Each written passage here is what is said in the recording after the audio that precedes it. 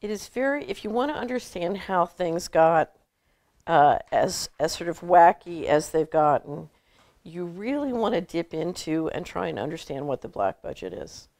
And one of the first things I encourage people to do if they want to explore the black budget and what it means to our lives and the challenges of reengineering the federal financing is to look at three things. One is the the National Security Act of 1947. The second is the act that created the CIA in 1949.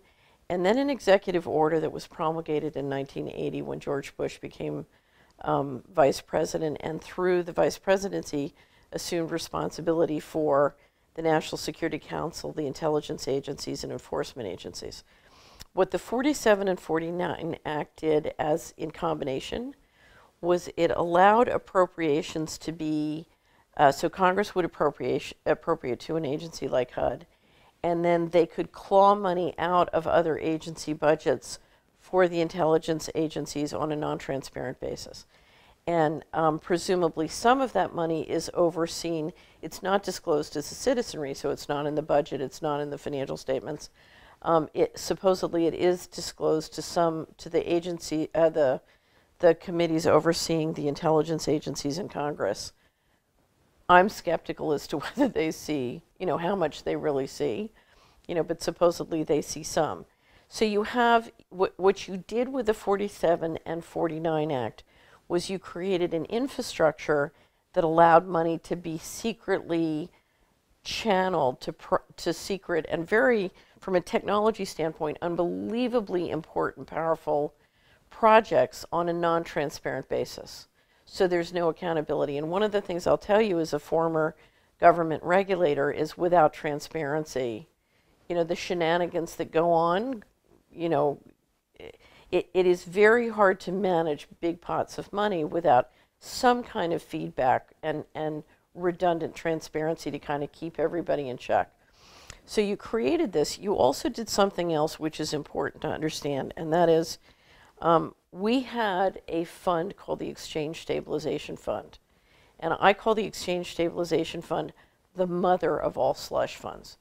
The Exchange Stabilization Fund is a fund under the direction of the Secretary of the Treasury, but which is managed by the New York Fed as agent. Now, the reality is it's the New York member banks who own the New York Fed, which are acting as the agent. And what the Exchange Stabilization Fund allows is completely free, unencumbered, non-transparent intervention in the financial markets and the commodities markets using the federal credit. If you take the 47 Act and the 49 Act, and then the Exchange Stabilization Fund and the operations in the Exchange Stabilization Fund, then you add one other thing, which I mentioned before, and that was in 1980 when George H.W. Bush became vice president and assumed responsibility for the National Security Council and the intelligence agencies and enforcement. They promulgated an executive order that allowed private corporations to handle highly classified secret projects. So now let's take those four things in combination. What have we done? We have created a financial mechanism that can borrow as much money as it wants globally and print as much money as it wants globally using citizens' credit and the federal credit, and give that money to private corporations for the most powerful secret projects on the planet in terms of technology, and they don't have to report to anybody, and it's completely secret and non-transparent.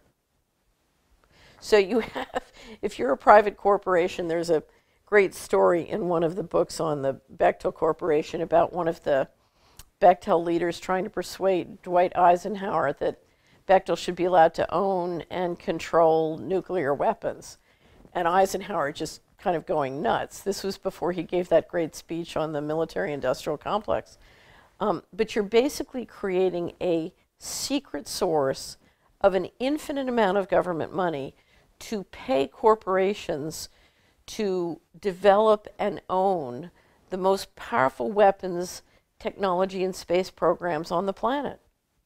And it is completely out of control and not under congressional supervision.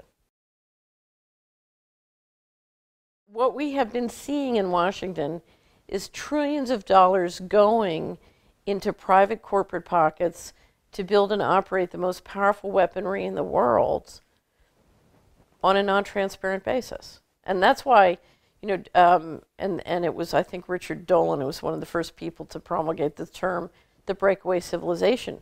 We have now spent 70 years pouring trillions of dollars of money and building the technology and endowment for literally a civilization which has become a breakaway civilization. We've funded them, but as I describe in my story, the leadership of the family now thinks of this money and this technology as theirs and not ours.